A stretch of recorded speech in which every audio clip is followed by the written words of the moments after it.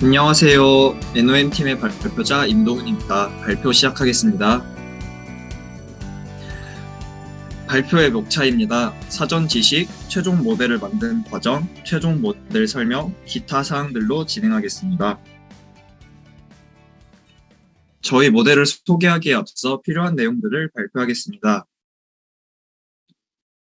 저희 팀의 모델은 FAIR의 E2E 바넷을 모체로 만들었습니다. E2E 바넷의 구조는 심사위원들께서 익숙하실 테니 간단하게 언급만 하겠습니다. E2E 바넷에는 크게 세 가지 모듈이 있습니다. 데이터 컨시스턴시 모듈입니다. 인풋과 중간 과정의 케이스페이스를 아웃풋 단의 메저드 케이스페이스에 가깝게 만들어주는 코렉션 매핑을 수행합니다. 센시티비티 맵 에스티메이션 모듈입니다. R 모듈에서 사용할 센시티비티 맵을 만듭니다. Refinement 모듈입니다. K-스페이스에서 이미지를 만들고 센시티비티 맵을 이용해 하나의 이미지로 만든 다음 유넷을 거쳐 다시 K-스페이스 데이터로 만듭니다. DC와 R 모듈 한 세트를 캐스케이드라고 부릅니다. 저희 모델은 12개의 캐스케이드로 구성된 Pre-trained Weights와 4개의 캐스케이드로 구성된 New Weights의 합으로 구성되어 있습니다. 저희 모델을 요약하자면 Pre-trained Weight로 가공한 K-스페이스 데이터를 추가한 캐스케이드로 정제하여 Reconstructed 이미지를 만들어냅니다. 저희 팀이 이러한 구조를 만들기까지 걸어온 길을 설명하겠습니다. 저희는 초기 모델로 E2E 바넷을 만들었었습니다. E2E 바넷의 에러 이미지를 출력해 보았는데요. 에러의 분포를 보아 하이 프리퀀시 영역에서 에러가 많이 나오는 곳으로 판단했습니다. 이 에러를 줄이기 위해 포스트 프로세스를 이용하는 아이디어를 생각해냈습니다. 먼저 떠올린 아이디어는 Reconstructed 이미지로부터 다시 한번 Reconstructed 이미지를 만들어내는 방법입니다. 보이는 그림은 슈퍼 레졸루션을 CNN에 적용한 논문에서 제시한 그림입니다. SRCNN에서 PSNR이 가장 높은 점수를 기록한 것을 볼 수 있습니다. 오른쪽 아래에 있습니다. 슈퍼 레졸루션에서 아이디어를 얻어 모델에 추가해 보았으나 오히려 성능이 떨어져 기각했습니다. 우리 모델과 유사하게 유넷을 추가해 보아도 오히려 성능이 떨어져 기각했습니다. 이미지로부터 다시 이미지를 만드는 방법은 기존 모델보다 기대 이하의 성능을 보였습니다. 그렇다면 포스트 프로세스를 이미지가 아니라 K-스페이스 도메인에서 하는 건 어떨까? 라는 의문에서 현재 저희 팀의 모델 NOM이 탄생했습니다. 지금부터 저희 팀의 모델 NOM을 자세히 설명드리겠습니다. 앞서 저희 모델을 간략하게 설명드렸는데요. 이러한 구조였습니다. 레이어를 깊게 쌓거나 학습 가능한 파라미터 수를 늘리고 싶었지만 저희에게 주어진 GPU로는 OOM 문제를 자주 만났습니다.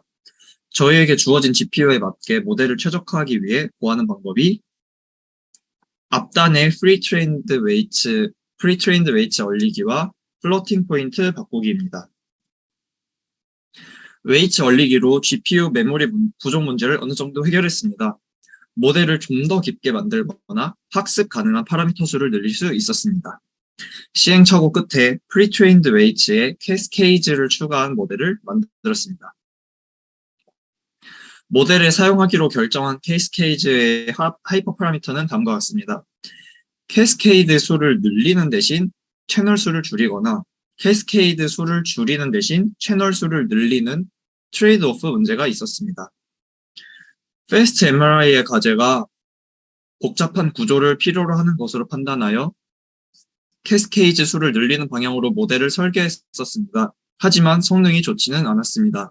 채널 수를 너무 낮게 설정해야 했기 때문으로 판단했습니다.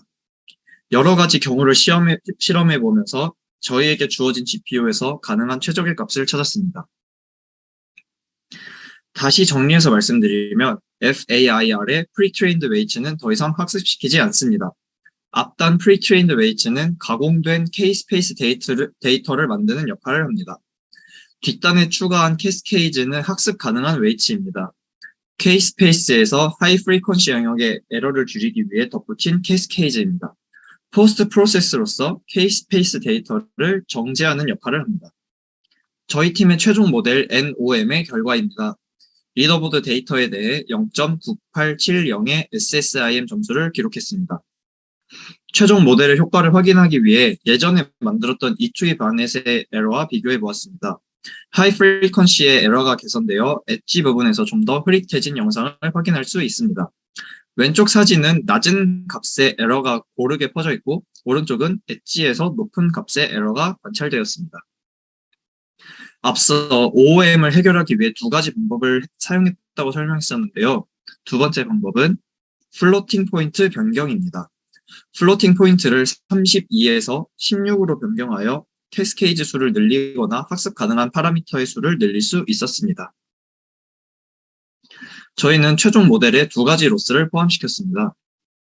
첫 번째는 SSIM 로스로 구조적 차이에 대한 점수를 의미합니다. 대부분이 사용했을 로스이기 때문에 자세한 설명은 생략하겠습니다. 두 번째는 레귤러라이저로서 아웃풋 이미지의 에러 로스를 추가했습니다. 이미지가 흐릿해지는 것을 피하기 위해 L2가 아닌 L1 로스를 추가하여 로스를 계산합니다.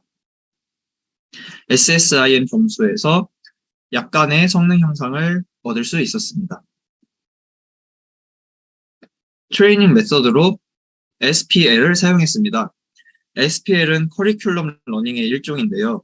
어려운 것보다 쉬운 것을 먼저 학습하는 학습법입니다.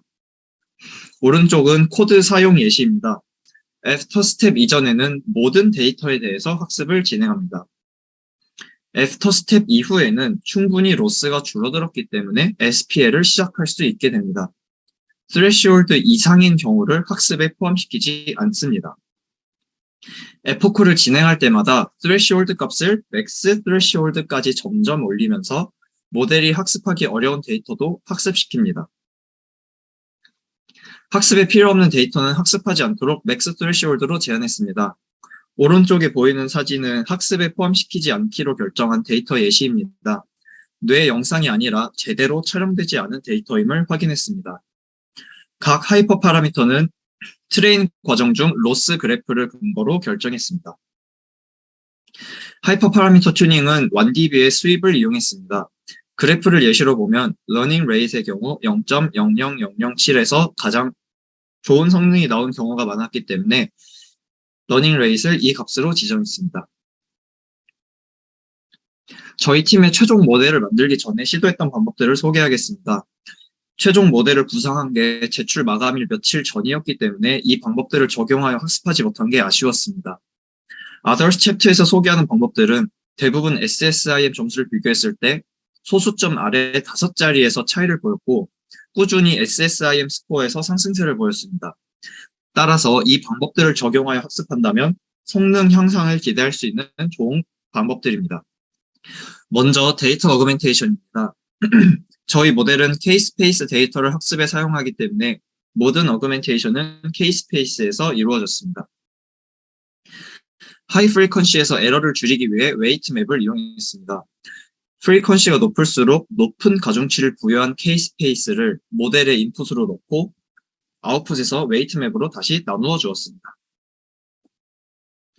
하이 프리퀀시에서 에러를 줄이기 위해 이미지가 아닌 K-스페이스에서 에러 로스를 추가하고 멀티 스케일 SSIM 로스를 추가해 보았습니다.